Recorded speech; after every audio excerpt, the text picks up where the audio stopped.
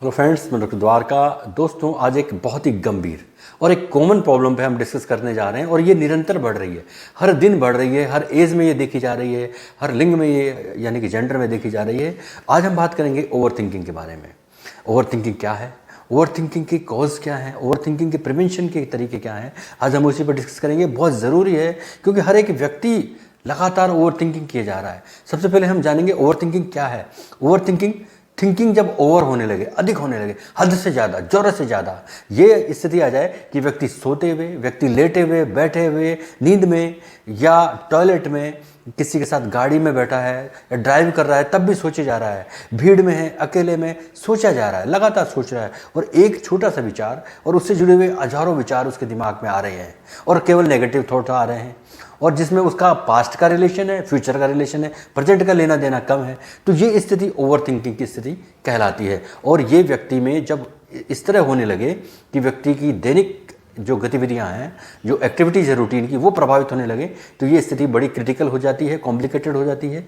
दोस्तों, सोचना बुरा नहीं है, दिमाग का काम ही सोचना है। यदि एक साइंटिस्ट नहीं सोचेगा तो वो नई इन्वेंशन कैसे करेगा, नई खोज कैसे करेगा। एक क्रिएटिव व्यक्ति नहीं सोचेगा, उसकी क्रिएटिविटी कैसे बाहर आएगी। एक प्रॉब्लम जब आपके सामने रखी है, यदि आप उस पर विचार नहीं करेंगे तो उस पर प्रॉब्लम कैसे सोल्व कर पाएंगे। इसलिए सोचना तो ज़रूरी है। एक दिमाग दिन भर में, एक ब्रेन दिन भर में, मैं ऑलरेडी आपको बता चुका हूँ कि ब्रेन दिन भर में लगभग 60,000 विचार जो है सोचता है। लेकिन अगर वो इसके बाद भी रात को नींद नहीं आ रही है, सोचे जा रहा है, तो आप सोचिए वो तो ओवर ड्यूटी कर रहा है, बहुत ज़्यादा काम हो रहा है उसके दिमाग के द्वारा। तो ये स्थिति तो क्रिटिकल होगी ही, कॉम्प्लिकेटेड होगी ही। तो ये बड़ी क्रिटिकल है। अगर आपकी सोचने से आपकी नींद नहीं आ रही है, आपको भूख नहीं लग रही, आपके रिश्ते खराब होने जा रहे हैं, आपके निजी रिश्ते, आपके सोसाइटी के रिश्ते खराब हो रहे हैं, तो ये मानिए कि आप बहुत ज़्यादा प्रॉब्लम में हैं। आपको तुरंत किसी प्रोफेशनल की हेल्प लेनी चाहिए। लेकिन उससे पहले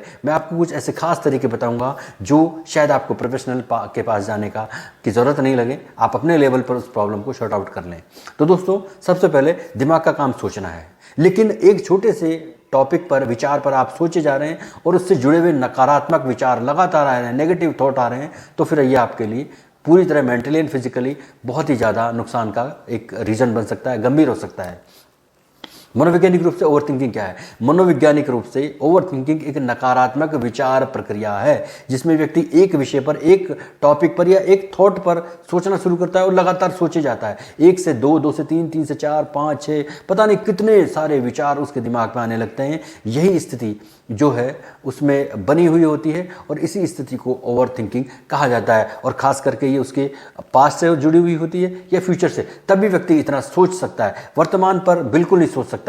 अगर प्रेजेंट की बात करें, प्रेजेंट में आपके पास कोई टॉपिक है तो आप उस पर बहुत देर तक नहीं सोच सकते। अगर कोई प्रॉब्लम आपके पास्ट की है या फ्यूचर में होने जा रही है या आपको फ्यूचर की चिंता है या पास्ट में जो हो चुकी उसके ऊपर आप लगातार सोच रहे हैं, तो ही आप बहुत ज़्यादा सोच सकते हैं, ओवर थिंकिंग कर सकते हैं। पास्ट के और फ्यूचर के अलावा आप प्रेजेंट में ओवर थिंकिंग कर ही नहीं सकते। बहुत कम समय के लिए आप ओवर थिंकिंग कर सकते हैं जो आपको फिजिकली और मेंटली कुछ भी नुकसान नहीं दे सकता। तो थिंकिंग करना तो ज़रूरी है, लेकिन अगर आप नेगेटिव ओवर थिंकिंग कर रहे हैं तो वो आपके लिए ज़रूरी है। अगर थिंकिंग से आपकी नींद नहीं खराब हो रही, आपकी भूख खराब नहीं हो रही, आपके रिश्ते खराब नहीं हो रहे, तो आपके लिए थिंकिंग का कोई प्रॉब्लम नहीं है, कोई समस्या नहीं है। लेकिन अगर ये तीनों खराब हो रहे हैं तो आपके लिए प्रॉब्लम है। तो साइकोलॉजिकली ओवर थिंकिंग क्या है? मैंने बताया कि एक नकारात्मक विचार प्रक्रिया है और मनोविज्ञान में ने ये क्लियर कर दिया कि ओवर थिंकिंग में चिंतन नहीं होता, थिंकिंग ही नहीं होता, केवल चिंताएं होती हैं। केवल व्यक्ति चिंता व्यक्त करता है, चिंता के बारे में सोचता है, चिंता के कारण खोजता है, चिंता के सॉल्यूशन नहीं खोजता, केवल कारण खोजता है। यानी कि 2 साल पहले किसी व्यक्ति ने इंसल्ट की थी, वो अब तक सोचे जा रहा है। अगर उससे 2 दिन बाद मिलना है तो फ्यूचर में चला गया, वो स्थिति वो फ्यूचर में चली गई, तो फ्यूचर को भी उसमें वो इंक्लूड कर लेगा और स्थिति बड़ी क्रिटिकल हो जाएगी। यानी व्यक्ति पास्ट की सोचेगा या फ्यूचर की सोचेगा, तो चिंतन जो है वो नहीं हो पाएगा, चिंता हो पाएगी, केवल और केवल चिंता होगी। और जब चिंता होगी तो मनोविज्ञान में इस तरह की चिंता को, जिसमें चिंतन नहीं होता, उसे चिंता नाम दिया गया है और इसे खास नाम दिया गया है जिसे GAD कहा गया है, जनरलाइज एंजाइटी डिसऑर्डर। यानी इसको रोग की कैटेगरी में, मानसिक रोग की कैटेगरी में रखा गया है, जो व्यक्ति को फिजिकली मेंटली थका देती है और उसके बहुत और ज़्यादा नेगेटिव इम्पैक्ट आते हैं। यानी कि व्यक्ति में गुस्सा, चिड़चिड़ाहट, बेचैनी, घबराहट, पैनिक, बहुत सारी और सिम्टम भी देखने को मिल सकते हैं। तो सोचिए over thinking, negative over thinking आपको कितना लॉस दे सकता है, कितना आपको मेंटली एंड फिजिकली हार्मफुल आपके लिए हो सकता है। तो ओवर थिंकिंग जो है वो एक इलॉजिकल फियर है, एक इलॉजिकल थॉट है, एक आधारहीन जो है विचार है, जिसके बाद आप लगातार विचार ही विचार किए जा रहे हैं। तो ये इसे ओवर थिंकिंग कहा जाता है। अगर हम ओवर थिंकिंग के कॉजेज़ की बात करें, क्या ऐसे कारण हैं, तो दोस्तों साइकोलॉजिकली जो इसके कॉजेज़ हैं वो है फियर, एंगर, पैनिक और एक्सट्रीम या एक्सेस जो वरी जो व्यक्ति करता है, यानी कि अत्यधिक चिंता जो करता है, ये इसके खास कारण है। यानी कि व्यक्ति को फियर है, व्यक्ति को पास्ट का जो फियर अभी तक वो कैरी कर रहा है। पास्ट में कोई प्रॉब्लम उसके साथ हुई थी, कोई उससे लड़ाई हो गई थी, और वो लड़ाई वो ये लगता है कि फ्यूचर में ना मुझसे मिलूँ, ना हो जाए, या कोई बात ऐसी ना हो जाए। तो वो फियर जो है उसको लगातार वो अपने माइंड में है, उस पर सोचे जाता है कि मुझसे वो घटना हो गई थी, वो फिर से ना हो जाए, फिर उससे कोई और प्रॉब्लम ना क्रिएट हो जाए, लगातार सोच रहा है, पास्ट से फ्यूचर तक चला आया वो। इसी तरह अगर कोई व्यक्ति पैनिक लेता है, पैनिक वर्तमान का पैनिक फ्यूचर से जोड़ देता है कि मेरे सामने वाले का बच्चा बड़ी पैकेज में लग गया, बड़े जॉब में है, या बहुत अच्छी क्वालिफिकेशन कर रहा है, या बहुत ज़्यादा, या उसके पास गाड़ी बड़ी आ गई, मेरे पास नहीं है, पैनिक ले रहा है, बेफिजूल की पैनिक ले रहा है। तो फिर ओवर थिंकिंग तो करेगा ही ना, रात को सोचेगा कि मैं क्या करूं, मैंने कुछ नहीं किया, मेरे पास भी होना चाहिए था, मेरी ये चीज़ें मेरे पास थी, ये और कर लेता, लगातार सोचे जा रहा है, जिसका कोई फ़ायदा नहीं है, जिसका कोई आधार नहीं है। तो इस तरह पैनिक लेता है व्यक्ति, बेवजह पैनिक लेता है। एंगर, आज स्थिति ये व्यक्ति अपने आप से नाराज है, अकेले में बैठा हुआ, किसी से नहीं बात करना चाह रहा, केवल सोचे जा रहा है, यानी कि अपने आप से नाराजगी। तो ये एक, तो दूसरों की बात तो अलग है, रिश्तों से नाराजगी तो उसकी है ही है, रिश्तों की नाराजगी तो शो ही नहीं करता आज का आदमी। तो एक बड़ी वो चिंताएं तो लगातार करता है। व्यक्ति कर ही क्या रहा है, सिर्फ चिंता ही तो कर रहा है। आज का आदमी चिंता ज़्यादा कर रहा है, चिंतन नहीं कर रहा।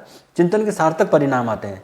तो आज किसी भी प्रोफेशन में ऐसा नहीं है कि डॉक्टर्स नहीं ओवर थिंकिंग कर रहे हैं, इंजीनियर्स नहीं कर रहे हैं, बहुत से लोग कर रहे हैं, लेकिन अपनी रूटीन लाइफ को अगर वो हैंडल कर रहे हैं, यानी कि उनको खाना प्रॉपर वो खा पा रहे हैं, नींद प्रॉपर आ रही है, रिलेशन प्रॉपर मेंटेन है, तो उससे ओवर थिंकिंग से कोई प्रॉब्लम नहीं है। यदि ये तीनों काम उसके प्रभावित हैं, तो फिर ओवर थिंकिंग उनके लिए पूरी तरह से नकारात्मक रूप से उनको इम्पैक्ट कर रही है, उनकी फिजिकली, उनको मेंटली इम्पैक्ट किए जा रही है, और फिर समस्याएं बढ़ती जाती हैं। तो फियर, पैनिक, एंगर और अत्यधिक जो एंजाइटी होती है, एक्सेसिव जो एंजाइटी है, वो इसका मेन कारण है। इसके बाद जो बचपन का लर्न बिहेवियर होता है, बच्चों में जब माँ बाप उनको जो बिहेवियर देते हैं, जैसा एटमॉस्फेयर होता है, जो जैसा ओवर प्रोटेक्टिव माहौल होता है, पॉजिटिव माहौल होता है, तो व्यक्ति चिंता उसकी आदत में, हैबिचुअल, जिनकी आदत में ही लोग जनरली कहते भी हैं इसकी आदत ही चिंता करना है, तो ये एक ओवर प्रोटेक्टिव माहौल में रहने का रीज़न है। तो ओवर प्रोटेक्टिव यानी कि लर्न बिहेवियर भी एक बहुत बड़ा रीज़न बन जाता है ओवर थिंकिंग का। बचपन में अगर कोई प्रॉब्लम है, उसको व्यक्ति उसको उसके माइंड में रह गई और वो लगातार वैसी आदतें हो गई, वैसी सोच रहा है, तो वो एक प्रॉब्लम होगी। अगर हम वर्तमान की बात करें तो कोई भी समस्या है, कोई भी समस्या आ गई और वो उसको फ्यूचर में ले जा रहा है, वर्तमान को तो उसमें इंक्लूड कर ही रहा है, लेकिन फ्यूचर तक उसको सोच रहा है कि यार 1 साल बाद अगर ये प्रॉब्लम नहीं हुई सॉल्व तो मैं क्या करूँगा, मेरे बच्चे ऐसा नहीं कर पाए, वो नहीं कर पाए, मतलब उसका कोई पता ही नहीं है, फ्यूचर किसी ने देखा ही नहीं है। ऐसा कौन सा व्यक्ति जिसने फ्यूचर देखा है, आप मुझे कॉमेंट करके ज़रूर बताइए। अगर किसी ने फ्यूचर की चिंता की है तो ऐसा कौन सा व्यक्ति जिसने अपना फ्यूचर देख रखा है। बहुत से ऐसे कार्य हो चुके हैं जिनमें फ्यूचर का पता ही नहीं चला, तो फ्यूचर किसी ने नहीं देखा, फ्यूचर की चिंता नहीं होनी चाहिए। तो ओवर थिंकिंग में प्रेजेंट का कोई लेना देना नहीं है, या तो पास्ट का लेना देना है या फ्यूचर का लेना देना है। तो इस स्थिति में व्यक्ति बहुत ज़्यादा सोचे जाता है, या तो पास्ट की सोचता है या फ्यूचर की सोचता है, या उसके अपना जो बिलीफ सिस्टम है वो कम होने लगता है, सेल्फ कॉन्फिडेंस कम होने लगता है। तो ऐसी स्थिति में व्यक्ति जो है ओवर थिंकिंग करने लगता है, उसको भविष्य की चिंता होती है, कई तरीके से होती है, चाहे बच्चों के लेवल पे हो, रिश्तों के लेवल पे हो, जॉब की प्रॉब्लम हो, या किसी बिजनेस की प्रॉब्लम हो। तो ऐसी इस तरह की जो रीज़न है वो अपने आप में एक रीज़न होते हैं। यानी कि व्यक्ति को कोज की अगर हम दोबारा बात करें तो जो उसका व्यक्ति का पास्ट, फ्यूचर, वर्तमान में कई सारे ऐसी प्रॉब्लम है जिनको वो भविष्य से जोड़कर देखता है, तो वो अपने आप में एक कारण बन जाता है। इसके अलावा उसमें लैक ऑफ कॉन्फिडेंस, कमी हो जाती है, वो एक अपने आप में बड़ा कारण बन जाता है। लर्न बिहेवियर अपने आप में एक बड़ा कारण बन जाता है। बेकार का जो फियर होता है जिसका कोई आधार, illogical fear, anxiety, panic, state, ये जो है उसमें एक ओवर थिंकिंग का बड़ा कारण बन जाती है। तो ये एक खास कारण है, इनको आप दिमाग में फिट करिए, ये कॉजेज़ हैं।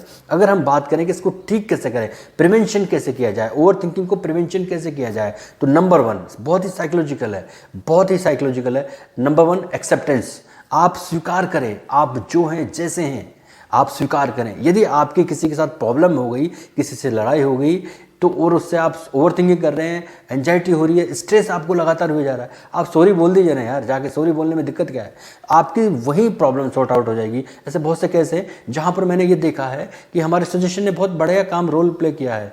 यानी कि हमने कहा कि तुमको अगर उससे बहुत नाराज़गी है, आप कह रहे हैं कि मैं जीवन भर नहीं बोलूँगा, मैंने कहा आप बोल के देखिए, आपकी प्रॉब्लम सॉर्ट आउट हो जाएगी। तो हमारे सजेशन पर उस व्यक्ति ने, जिस व्यक्ति से बहुत ज़्यादा नाराज़गी थी, बात नहीं करना चाहता था, चेहरा नहीं देखना चाहता था, उससे उसने केवल बात ही की, सॉरी भी नहीं बोला, केवल आगे बढ़कर जरा सी बात ही की कि क्या कैसे हैं आप, इतने कहने से ही सारी प्रॉब्लम शॉर्ट आउट हो गई। व्यक्ति बहुत आराम से रह रहा है, एंजाइटी गायब हो गई, बिल्कुल ओवर थिंकिंग खत्म हो गया, उस व्यक्ति विशेष का चैप्टर क्लोज कर दिया। अब केवल वो मिलते जुलते हैं तब बात करते हैं। तो सोचिए, अगर आप एक्सेप्टेंस करते हैं, नंबर 1 एक्सेप्टेंस कीजिए, जो है जैसे हैं। अगर आपने किसी के साथ बुरा किया है, सॉरी बोल दीजिए। अगर आपको बुरा लग रहा है, सॉरी बोल दीजिए। कोई तरह का तनाव है, आप बात कर दीजिए। तो एक्सेप्टेंस बहुत ज़रूरी है। नंबर 2, आप वर्तमान में जीना शुरू कीजिए। एक बहुत बड़ी प्रॉब्लम है, आज का आदमी वर्तमान में कम जीता है, या तो फ्यूचर की चिंता करता है या पास्ट की बातों को कैरी किए हुए रहता है। तो ये एक बहुत बड़ी प्रॉब्लम है। यदि व्यक्ति प्रेजेंट में रहना शुरू कर दें, पास्ट की चिंता भूल जाए और अति फ्यूचर को भी ये सोचे कि मुझे पता ही नहीं है, कोई सर्टेनिटी नहीं है, कोई गारंटी नहीं है कि फ्यूचर क्या होगा, उसकी बेवजह चिंता क्यों? आप खुद बताइए। अगर आपको लगता है कि चिंता करनी चाहिए तो कमेंट करके बताइए कि फ्यूचर की कौन सी जो है प्रॉब्लम आपको जो है आपके लिए बड़ी चिंता का कारण बन रही है। तो आज का आदमी अगर वर्तमान में जिएगा, अगर पास्ट की चीज भूल जाएगा और फ्यूचर की चिंता नहीं करेगा, तो उसका ओवर थिंकिंग अपने आप खत्म हो जाएगा। नंबर 3, अपनी जो भी नकारात्मक भावनाएं हैं, विचार हैं, वो उनको एक डायरी में लिखना शुरू करें। अगर वो एक सप्ताह भर तक लिखता है, एक तरफ अपनी नकारात्मक भावनाओं को, विचारों को या थॉट्स को लिख लेता है और दूसरी तरफ उनकी सॉल्यूशन लिखता है, 8वें दिन अगर वो उनको ढंग से देख रहा है, तो वो ये देखेगा कि लगभग 6 विचार या 5 विचार उसके पास रह पाएंगे, और वो 5 जो थॉट्स हैं, जो नेगेटिव थॉट्स हैं, उन पर वो क्रॉस लगा चुका होगा। उससे वो खुद ही कर देगा कि ये विचार मेरे बेफजूल के थे, मैं बेकार इनकी चिंता की जा रहा था, इनका कोई मतलब नहीं है, इनका कोई आधार नहीं है, इलॉजिकल है। तो अगर व्यक्ति डायरी मेंशन करें, उनमें नेगेटिव थॉट्स लगे, उनके सॉल्यूशन लिखे, लगातार उनको वॉच करे, तो वो अपने निष्कर्ष पे खुद ही आ जाएगा। तो नंबर 3 मैंने बताया, नंबर 3 यानी कि नंबर 1 एक्सेप्टेंस, नंबर 2 केवल जो है अपने नकारात्मक विचारों को मेंशन करें और उनको सॉल्यूशन भी लिखें, तो वो उसकी प्रॉब्लम दूर हो जाएगी। नंबर 3, किसी भी जो है क्रिएटिविटी अगर उसमें है किसी भी तरह की, तो उसको डेवलप करें। अगर मान लीजिए आपको लिखना अच्छा आता है, आपको पढ़ने का शौक है, उसको डेवलप करें। आपको म्यूजिक सुनना पसंद आता है, आप उसको डेवलप करें। आपको गेम्स पसंद है, आप उसको डेवलप करें, क्योंकि आपका बहुत सारा समय जो बच रहा था बेकार का, वो उसमें इन्वॉल्व हो रहा है, तो आप सोच नहीं रहे हैं। और उससे एक दूसरा काम हो रहा है कि आपकी एक्सरसाइज हो रही है, आपके जो हार्मोनल चेंजेस हैं वो बैलेंस लेवल पे आ रहे हैं, तो आपकी ओवर थिंकिंग खत्म हो जाएगी। तो 3 चीज़ें आप याद रखिए, एक्सेप्टेंस, आपके नकारात्मक विचारों को एक डायरी में मेंशन करना, 3rd आप किसी भी एक्टिविटीज़ में जो क्रिएटिव है उसमें आप इन्वॉल्व हो जाए। नंबर 4 वर्तमान में जिए। नंबर 5 अगर आप नकारात्मक विचारों को खुद से डिस्ट्रैक्ट कर लेते हैं, अलग जैसे ही कोई विचार आता है, कोई भी नेगेटिव थॉट आता है, ये और बहुत ही साइकोलॉजिकल बात है कि बहुत जल्दी और बहुत आसानी से आप डिस्ट्रैक्ट नहीं कर पाते हैं, लेकिन आप कोशिश करेंगे। ये एक साइकोलॉजिकल प्रोसेस है, आप करके देखिए। पहले दिन आपको थोड़ा मुश्किल लगेगी, दूसरे दिन और कम मुश्किल लगेगी, तीसरे दिन थोड़ी और कम लगेगी, और लगभग 7 दिन के अंदर अंदर आपको अपने आप से डिस्ट्रैक्ट करना आ जाएगा, प्रॉब्लम से डिस्ट्रैक्ट करना आ जाएगा, नकारात्मक विचार से अपने आप को डिस्ट्रैक्ट करना आ जाएगा। आप उससे पीछा छुड़ाना आपको आसान लगेगा। पहले दिन आपको थोड़ा ज़्यादा मुश्किल लगेगा, दूसरे दिन और कम मुश्किल लगेगा, फिर कम लगेगा। तो लगभग ये एक साइकोलॉजिकल प्रोसेस है कि आप अपने आप को नेगेटिव थॉट से कैसे डिस्ट्रैक्ट कर पाते हैं। तो ये तो आपको करना पड़ेगा, इसमें कोई दो राय नहीं है। बीइंग ए साइकोलॉजिस्ट मेरा सजेशन है, नेगेटिव थॉट से अपने आप को डिस्ट्रैक्ट करिए। एंड नंबर नेक्स्ट, आप योगा करिए, आप मेडिटेशन करिए, क्योंकि आप जब ये चीज़ें करते हैं तो आपका पूरा फोकस आप पर्टिकुलर एक चीज़ पे कर लेते हैं, आप अपने आप पे करते हैं, अपने ब्रेन पे करते हैं, तो जब फोकस करते हैं तो सोचने का काम कुछ देर के लिए स्लो हो जाता है, धीरे पड़ने लगता है। और अगर इस एक्सरसाइज को आप सीरियसली करते हैं और लगातार करते हैं तो एक स्थिति वो भी आ जाती है जब आप बिल्कुल नेगेटिव थॉट से ब्रेन को बिल्कुल नहीं आने देते, एंट्री नहीं मिल पाती उनको, बिल्कुल ब्रेन एक्सेप्ट नहीं करता, तो वो स्थिति आ जाती है।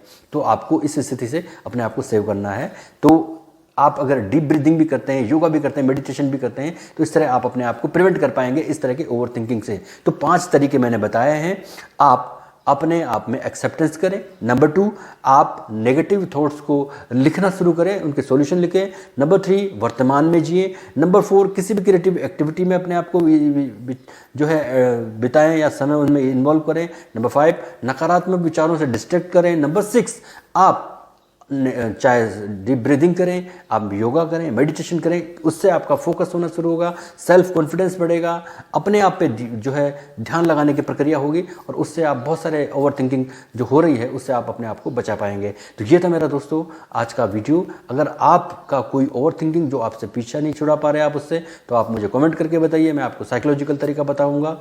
आज का मेरा वीडियो दोस्तों ये तक था। धन्यवाद, नमस्कार।